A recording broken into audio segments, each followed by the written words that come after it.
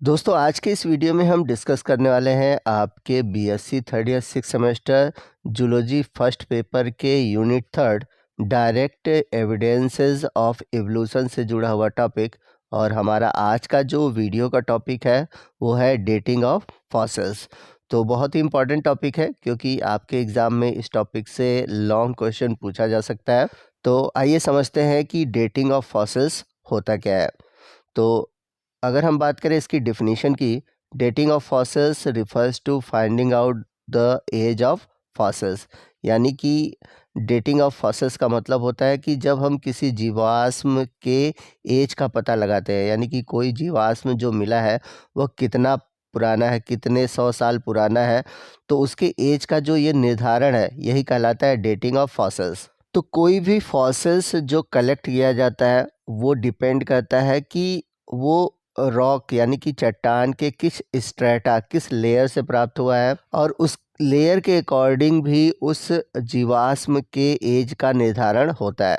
तो जो पैलेंटोलॉजिस्ट है यानी कि जो जीवाश्म विज्ञान के वैज्ञानिक है, उन्होंने फॉसिल्स के डेटिंग को 3 मेथड में बांटा गया है। यानी कि जो फॉसिल्स की डेटिंग है वो 3 तरीके से की जा सकती है, और इन 3 तरीकों को 2 पार्ट में डिवाइड किया गया है।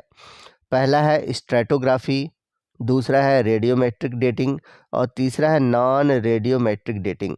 तो जो स्ट्रेटोग्राफी है इसको हम रिलेटिव डेटिंग मेथड भी कहते हैं, और जो रेडियोमेट्रिक और नॉन रेडियोमेट्रिक है इसे हम एब्सोल्यूट डेटिंग मेथड भी कहते हैं। तो अगर आप इसको डिटेल से पढ़ने जाएंगे तो आपको कहीं कहीं अगर देखेंगे डेटिंग फॉसिल्स की जो होती है वो 2 तरीके से मिलेगी, और कहीं कहीं 3 तरीके से मिलेगा। तो जहाँ 3 तरीके से मिलेगा तो ऐसे लिखा होगा स्ट्रेटोग्राफी, रेडियोमेट्रिक और नॉन रेडियोमेट्रिक, और जहाँ पर 2 तरीकों की बात होगी वहाँ पर लिखा होगा रिलेटिव और एब्सोल्यूट। तो आप इससे कंफ्यूज मत होइएगा। तो आइए चलते हैं डेटिंग ऑफ फॉसिल्स के पहले टाइप की ओर, जिसे हम रिलेटिव डेटिंग कहते हैं, और रिलेटिव डेटिंग को ही स्ट्रेटोग्राफिक डेटिंग कहा जाता है। तो इसमें होता क्या है कि हम रॉक के जो पोजीशन है उसके अकॉर्डिंग फॉसिल्स के एज का पता लगाते हैं। जैसा कि अगर आप देखेंगे कोई भी पहाड़ है तो उसमें जो ऊपर की ओर लेयर होगी, ऊपर की ओर जो स्ट्रेटा होगी वो यंगर होगी, और नीचे की ओर जो स्ट्रेटा होगी वो क्या होगी, ओल्डर होगी। यानी कि नीचे की चट्टान तो पुरानी होगी, ऊपर की चट्टान क्या होगी, नई होगी। तो जाहिर सी बात है कि जो फॉसिल्स नीचे की ओर मिलेगा उसका एज जो होगा बहुत ज़्यादा होगा, और जो ऊपर की ओर होगा उसका जो एज होगा वो क्या होगा, कम होगा। तो जो इंडेक्स फॉसिल्स है उनके एज का जो डिटर्मिनेशन है, जो उनके एज का पता लगाना है, वो इन्हीं रॉक के बीच में पता लगाया जाता है। अब यहाँ पर एक बात आती है कि इंडेक्स फॉसिल्स होते क्या है। तो ऐसे जीवाश्म जो कि किसी विशेष जियोलॉजिकल टाइम की विशेषता रखते हैं। कहने का मतलब ये है कि कुछ ऐसे जीवाश्म मिलते हैं जो कि एकदम सटीक उस चट्टान के भीतर मिलते हैं, जिससे कि उस चट्टान की आयु और उस जीवाश्म की आयु दोनों का निर्धारण हो पाता है। यानी कि जो चट्टान है, जो चट्टान का अगर एक पीरियड, एक समय है, उस पर्टिकुलर चट्टान के समय में आपको वो जीवाश्म देखने को मिलेंगे। तो इस तरह के जीवाश्म को हम बोलते हैं इंडेक्स फॉसिल्स। तो इंडेक्स फॉसिल्स का उपयोग करके जो भूवैज्ञानिक है और जो जीवाश्म वैज्ञानिक है, दोनों ही पुरानी जो चट्टान है या फिर जो जातियां हैं जंतु या पौधों की, उनके बारे में अध्ययन करते हैं। तो इस तरह से इंडेक्स फॉसिल्स द्वारा क्या होता है कि चट्टान की परतों और उस परत में पाए जाने वाले जो जीवाश्म हैं उनके आयु के निर्धारण में सहायता मिलती है। आइए चलते हैं फॉसिल्स डेटिंग के अगले टाइप की ओर, जो कि है एब्सोल्यूट डेटिंग, जिसे हम न्यूमेरिकल डेटिंग मेथड भी कहते हैं। तो इसमें हम क्या कहते हैं कि किसी फॉसिल्स के एज का पता उसके केमिकल प्रॉपर्टी से लगाते हैं। अब इसके जो तरीके हैं ये 2 प्रकार के हैं, एक है रेडियोमेट्रिक और दूसरा है नॉन रेडियोमेट्रिक। तो सबसे पहले हम बात करते हैं रेडियोमेट्रिक की। तो जो रेडियोमेट्रिक डेटिंग मेथड है इसमें हम क्या कहते हैं कि रेडियो आइसोटोप यूज़ करते हैं। तो जैसा कि आप सभी ने केमिस्ट्री में पढ़ा होगा कि जो रेडियो आइसोटोप्स होते हैं उनकी एक आयु होती है जिसे हम बोलते हैं हाफ लाइफ।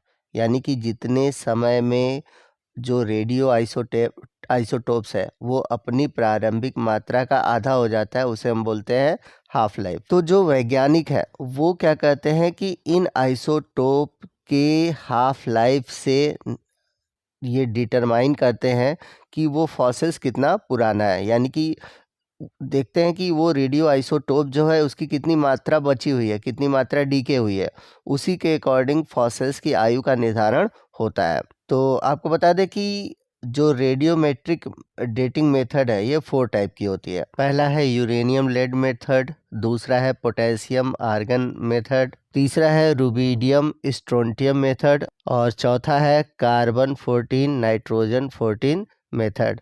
तो आइए समझते हैं कि रेडियोमेट्रिक डेटिंग होता कैसे है। ठीक है, जैसे अगर हम बात करें यूरेनियम लेड डेटिंग की, तो इसका जो हाफ लाइफ है वो लगभग है 710 मिलियन ईयर। तो अगर आपको बहुत पुराने जीवाश्म की लाइफ का पता लगाना है तो हम इसी विधि का प्रयोग करते हैं। अब इसमें होता क्या है कि जैसे यूरेनियम है, तो यूरेनियम तब तक अपने आप को कन्वर्ट करेगा, चूँकि ये रेडियो आइसोटोप है तो अनस्टेबल होते हैं क्योंकि इससे रेज़ निकलती है। तो ये धीरे-धीरे जो यूरेनियम है वो लेड में कन्वर्ट होता है। कहने का मतलब है कि कोई भी रेडियो आइसोटोप अनस्टेबल होता है और वो अनस्टेबल आइसोटोप जो है वो आगे चल के स्टेबल एलिमेंट में कन्वर्ट होता है। तो यूरेनियम 235 जो है वो कन्वर्ट होना किस में चाहता है, लेड में होता है, और इसमें कन्वर्ट होने में उसको कितना लगेगा समय, 710 मिलियन ईयर। तो ये जो रेडियोमेट्रिक मेथड है इसके द्वारा हम लगभग 10 मिलियन से 4.5 मिलियन ईयर पुराने जो फॉसिल्स है उनके आयु का निर्धारण कर पाते हैं। सेकेंड जो मेथड है वो है पोटेशियम आर्गन मेथड। तो आपको बता दें कि जो पोटेशियम आर्गन मेथड है ये मोस्ट कॉमन मेथड है। इसलिए मोस्ट कॉमन मेथड है क्योंकि जो यूरेनियम होता है वो कम देखने को मिलता है देन पोटेशियम के, तो पोटेशियम आपको ज़्यादा देखने को मिलेगा। तो पोटेशियम आर्गन जो मेथड है इसका जो हाफ लाइफ है वो है लगभग 1.3 बिलियन ईयर, और इसके द्वारा जो पैलेनोजोइक और मीसोजोइक एरा के फॉसिल्स है उनकी लाइफ का पता चलता है, मतलब उस एज में जो जो पाए जाते हैं फॉसिल्स उनके एज का पता लगाया जा सकता है। और इसी विधि का प्रयोग करके जो जुरैसिक एरा में डायनासोर्स थे उनके एज का पता लगाया गया। और ये किस चट्टानों में मिले, ये क्रिटेशियस जो रॉक है उन चट्टानों में देखने को मिले। बात करते हैं फोर्थ मेथड की जो कि है कार्बन 14 नाइट्रोजन 14 मेथड, और ये सबसे मोस्ट कॉमन मेथड है और सबसे ज़्यादा यूज़ किया जाता है क्योंकि जो कार्बन है, जितने भी ऑर्गेनिज्म है, जो जंतु है, पौधे हैं, उनके एज का पता लगाने के लिए जनरली इसी मेथड का यूज़ किया जाता है क्योंकि जितने भी ऑर्गेनिज्म हैं उनकी जो बॉडी है वो ऑर्गेनिक कंपाउंड की बनी होती है।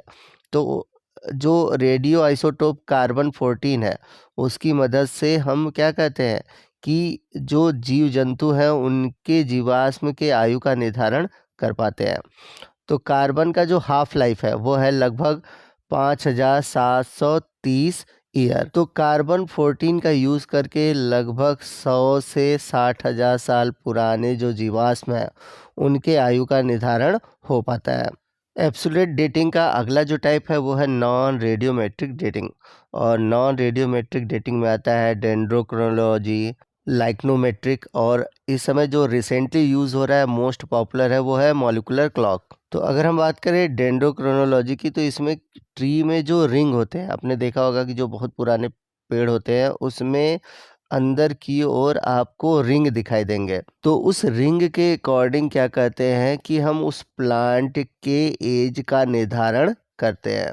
सेकंड है लाइकेनोमेट्री। तो इसमें क्या होता है, जो आर्केनोलॉजी और या फिर पैलेंटोलॉजी जो जियोग्राफिक मेथड है जिसमें कि जो लाइकेन का ग्रोथ है, यानी कि आप सभी जानते हैं कि जो लाइकेन होते हैं वो चट्टानों को धीरे धीरे केमिकली कट करते हैं। ठीक है, तो लाइकेन का ग्रोथ, लाइकेन की जो एज है उसके निर्धारण के अकॉर्डिंग हम क्या कहते हैं कि पता लगाते हैं कि जो चट्टान की एज है वो कितनी पुरानी होगी। बात करते हैं थर्ड मेथड की जो कि है मॉलिक्यूलर क्लॉक। तो इसमें क्या होता है, हम किसी स्पीसीज़ के यानी कि किसी 2 स्पीसीज़ के जो डाइवर्जेंट है और उनका एक जो कॉमन स्पीसीज़ है, तो उनके जो डीएनए में चेंजेस हुआ है, उन डीएनए के चेंजेस को देखते हैं और वो जो डीएनए में चेंजेस हुआ है वो चेंज होने में कितना समय लगा हुआ है उस समय को निर्धारित करते हैं और उससे हमें पता चल जाता है कि वो जीवाश्म कितना पुराना होगा। तो ये जो विधि है ये कहलाती है मॉलिक्यूलर क्लॉक मेथड। तो दोस्तों इसी